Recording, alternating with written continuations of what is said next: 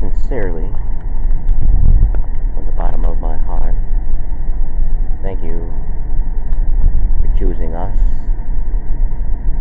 on this gorgeous, beautiful, peaceful morning.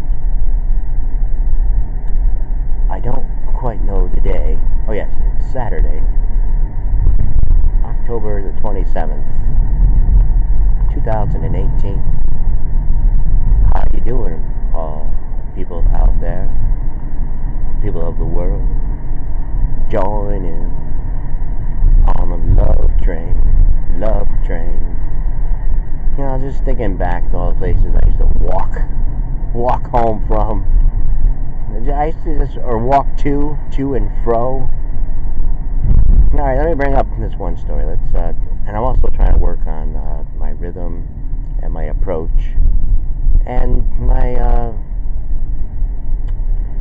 call or something like that. Like what am I? What am I? Who am I? Who is, just like, in that Steve Martin thing, like, who is Nathan Johnson? Who am I? I want a sophisticated drink with an umbrella. I want a clam-shaped bed and all that. A discotheque dance. So anyways, I want to bring up this one story here because, we're all different. You all, check your pages, who you like, who you support. See, me, I keep anybody on. And I don't mean that in a sense like anyone is higher, anyone is lower. We're all equal. We're all on the same thing here. Same wavelength, in the same circumstances, whether you realize it or not. Yes, come on, man. Let's get this thing on.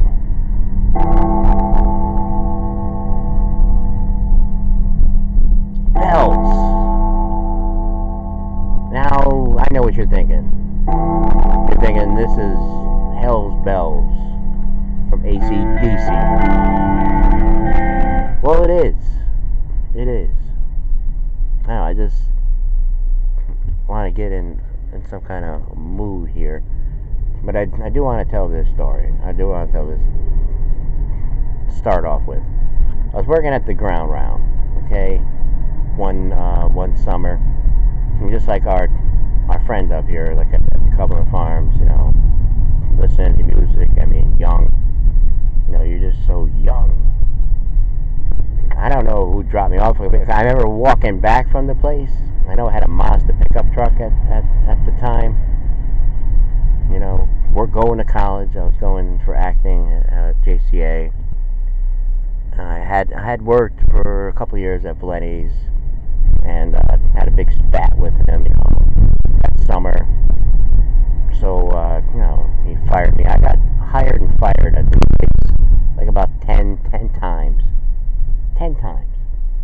I mean, the longest was maybe like a month and a half.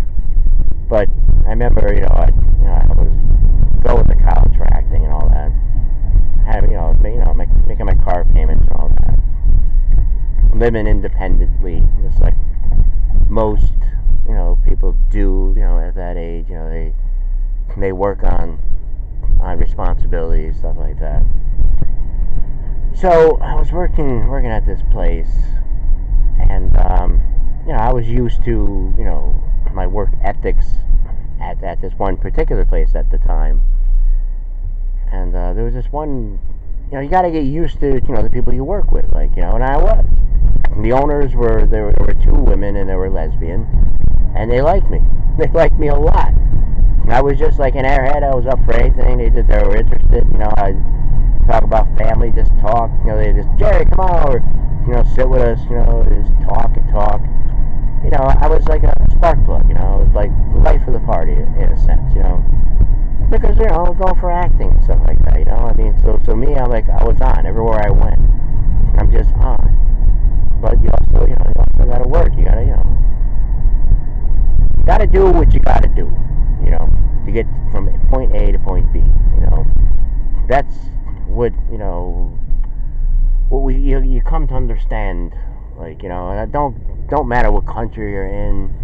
Just I'm Italian, never learned how to speak it and stuff. My parents didn't speak it around me. There was always people speaking it. I just never bothered to. It just didn't happen. Didn't happen. I know a lot of swear words, but I'm not going to say it. I mean, I know some things.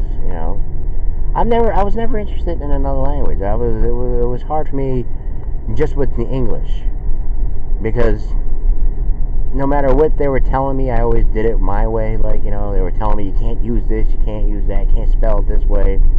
I did it anyways. I was just I was my own person, my own character. I always felt, because I was listening to a lot of music back then, maybe even Pink Floyd, and so I just thought that the teachers were trying to ruin me, But anyway, getting back to this story. So, so they liked me, they loved me and all that kind of stuff. But there was this one waitress in particular. She was young. And like I said in the opener, there's certain looks you get. Like, when I first met that guy up there, and by the way, I'm going to be picking up my coffee at where the cinnamon guy is. I mean, I know he was probably up watching the game. I mean, I was going to do both. I was going to run up there, but I was looking at the timer. I know exactly what time I have to. I don't know why this guy stopped. I looked at the timer, and I realized, still I stick to format, I stick to punctuality. So he waited for me to go by here. This is one of the things that happens when you're doing a rolling show like this. You're just, I don't know where we're going to be doing the show in a few months, but we'll do it. I mean, if it's too cold in the morning, well, I mean, we still got to get coffee. So, and our things, and our peanuts and sunflower seeds, we'll manage. I mean, I just got to see. I mean, when you drive. I like doing it more outside, because then there's no scratchiness and all that kind of stuff. I don't know how this is going to come out. Hopefully it'll come out clear as a bell.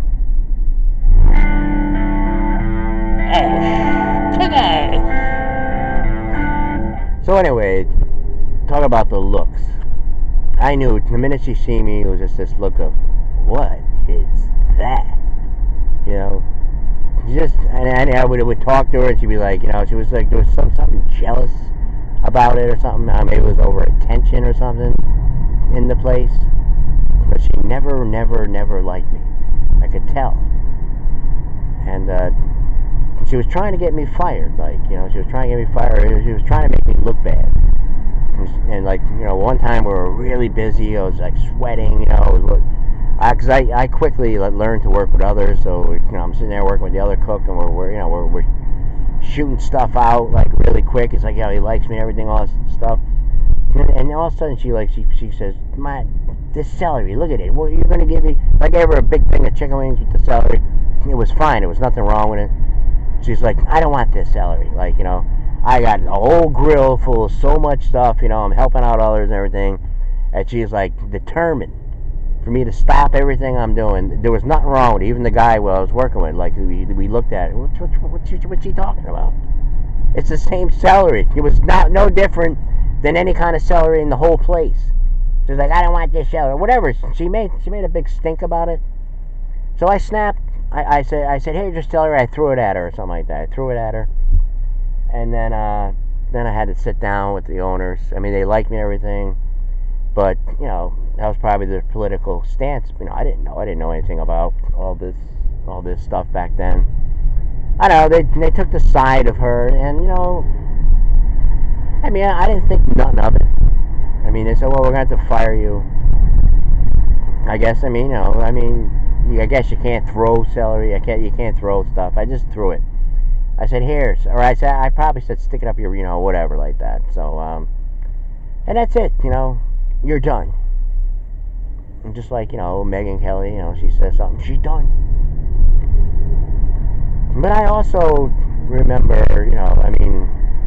back in 2012, Biden says something, he was addressing certain voters and people sort of what Trump was doing like 2 days ago or something. And by the way, it was like a great interaction and great like speech and everything. Whoa, it's flying through a red light there. So he said something. He was talking about Mitt Romney at the time. He's like, well, Mitt Romney just wants to put you guys back in prison. I mean, there's stuff like that I hear and everything, and it just goes unchecked, unnoticed. No one brings it up. No one says anything because they just assume that their side is just like picture perfect, and they're allowed to say whatever they want. But if someone else says it, and whatever the case may be, I've been noticing that. For years and years and years. And there's something that somebody put up not too long ago, something about like why are some people full of doubt, like the smart ones are so full of doubt, but the stupidity ones just speak over and over and over again. I mean, I don't know what kind of category you want to put me in. It's up to you.